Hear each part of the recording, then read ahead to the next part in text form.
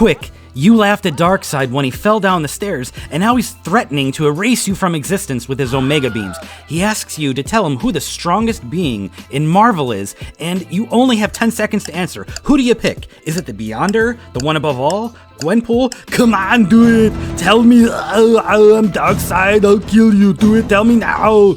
And then you shout, Yahweh, from Howard the Duck series in the 1980s. And Darkseid's jaw drops and agrees with you, allowing you to leave with your life, but not your arms. Oh my God. So, there's been a question ever since the recent Defenders series in Marvel Comics, because we got to see the One Above All talk to the Defenders, and the Beyonder in the background somewhere else is probably crying about this.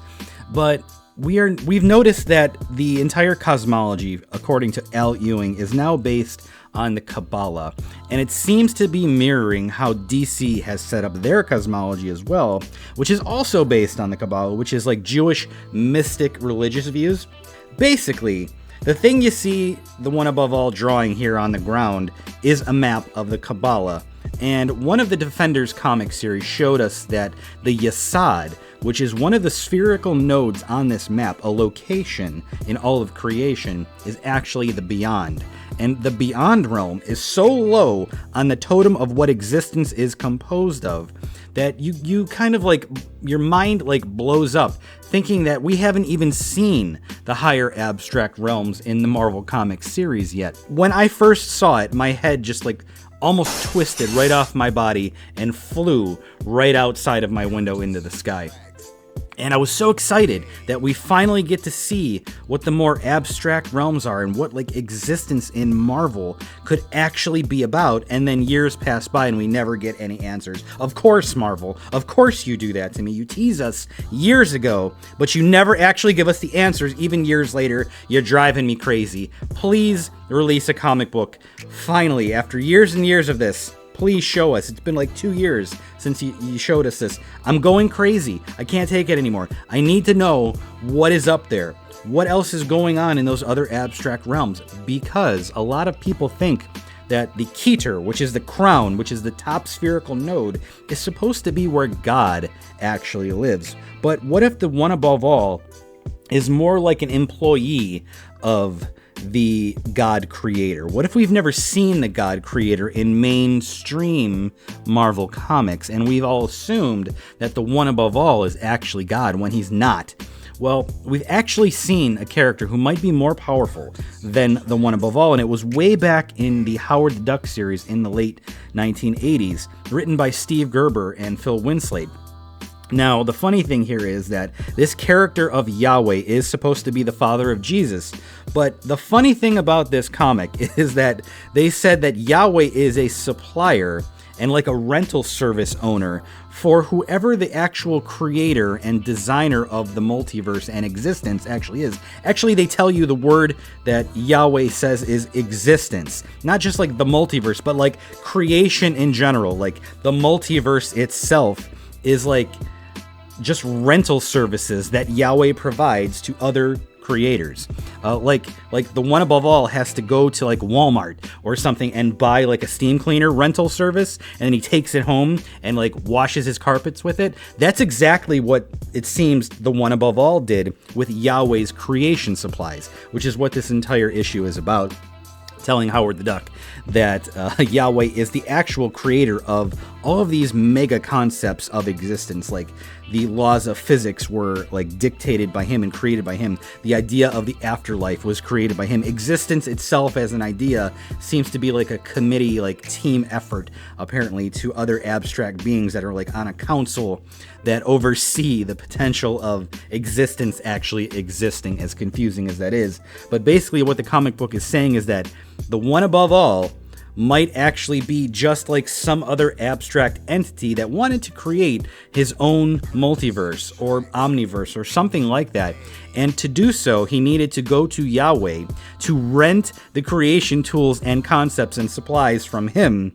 Like he's going to like some hardware shop to rent like a chainsaw or something. That's what the One Above All used to create the Marvel multiverse.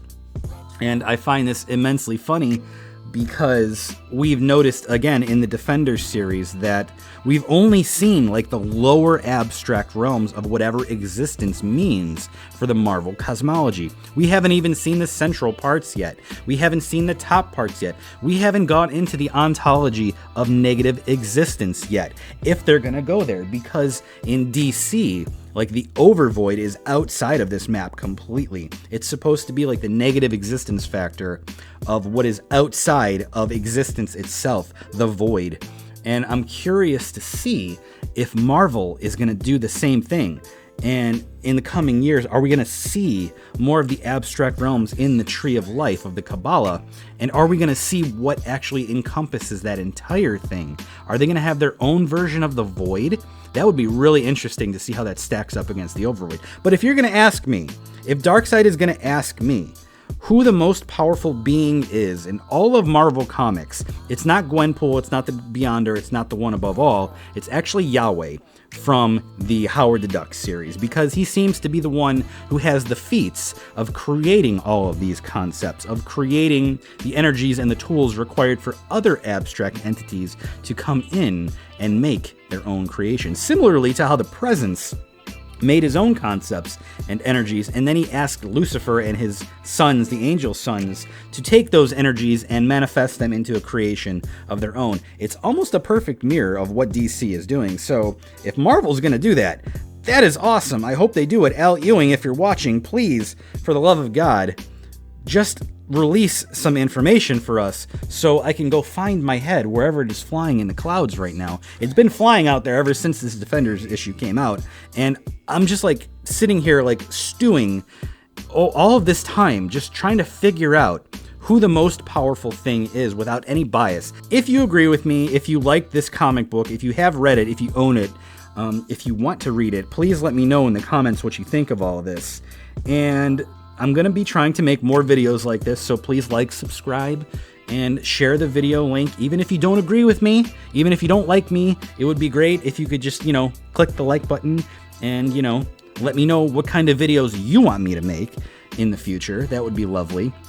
And from here on, we can move to less of what I want to talk about and what you want me to talk about as a community, because I just reached 5,000 subscribers and I want to do more for my community. I want to do giveaways. I want to do live streams. I want to do anything I can to reward all of my subscribers and community members who are actively partaking in the community, on the Discord, in the chat, in my comments, who are liking and subscribing. I'm going to reward you, and the rewards are going to be awesome. I promise that. So yeah, let me know what you think in the comments below, and thanks so much for watching.